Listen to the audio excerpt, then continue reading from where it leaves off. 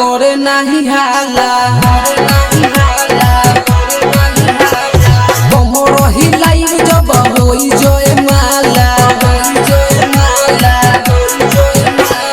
कहबा गमजुआ से करे नहीं हाला कमर हिलाई जब होई जोए माला अपना होठवा में ललिया लगाएंगे बरतिया के ऊपर बोलाएंगे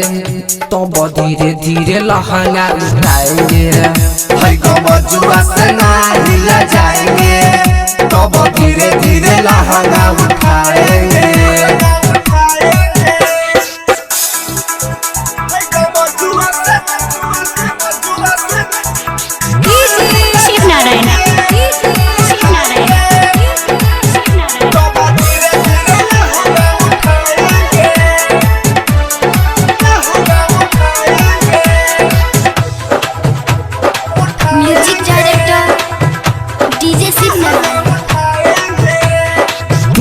सतेज हमके ऐसन बुझाला बहर जे रेशम दस बाल हमर काला टूटिए सतेज हमके ऐसन बुझाला बहर जे रेशम दस बाल हमर काला रीत के गाना पर ठुमका लगाएंगे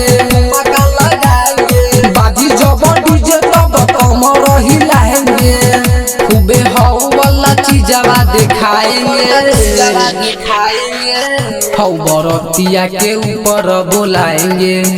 तब धीरे धीरे लहंगा उठाएंगे गमजुआ से नहीं लजाएंगे तब धीरे धीरे लहंगा उठाएंगे।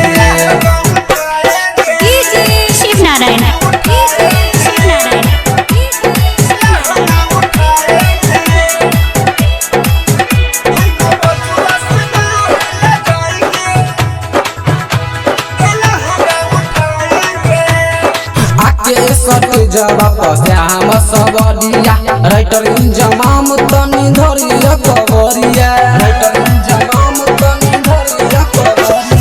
आके सके जब श्याम सबरिया राइटर इंजमाम तनी धरिया कवरिया देखले न होगा जब दर्शन कराएंगे चुम्मा के गोदाम खोली उसमें घुसाएंगे तब जो बना के तो बना कराएंगे हौ बरतिया के ऊपर बोलाएंगे तब धीरे धीरे लहंगा उठाएंगे गमजुआ से नहीं लजाएंगे तब धीरे धीरे लहंगा उठाएंगे। MS रिकॉर्डिंग स्टूडियो भदई।